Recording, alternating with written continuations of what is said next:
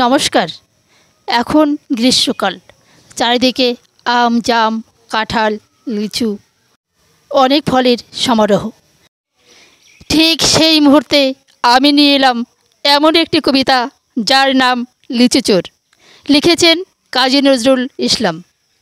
বাবুদের তাল পুকুরে, হাবুদের ডাল কুকুরে, সে কি বাস করলে তারা, বলি থাম একটু দাঁড়া। পুকুরের ওই কাছে না লিচুর এক গাছ আছে না, হোথা না আসতে গিয়ে বড় কাস্তি নিয়ে।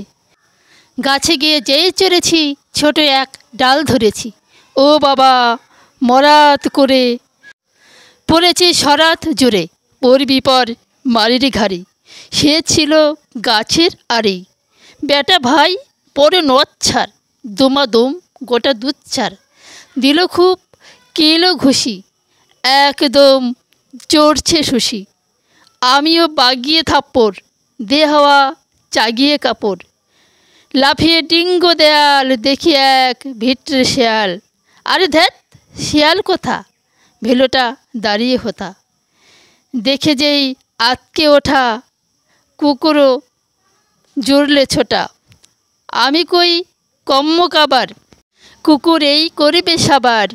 বাবা গো মা গো বলে পাঁচিলের ফোকল গলে ঢুকে গিয়ে বজদের ঘরে, যেন প্রাণ আসলো ধরে।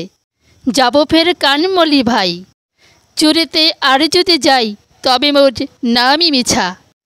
কুকুরের চামড়া খেচা, সে কি ভাই যায় রে ভোলা, মারির ওই পিটুনিগুলা। কি বলিস ফের হপ্তা, তৌবা না কপ্তা। আমার কবিতা আবৃত্তি ভালো লাগলে চ্যানেলটাকে সাবস্ক্রাইব করতে ভুলবেন না। ধন্যবাদ সবাইকে।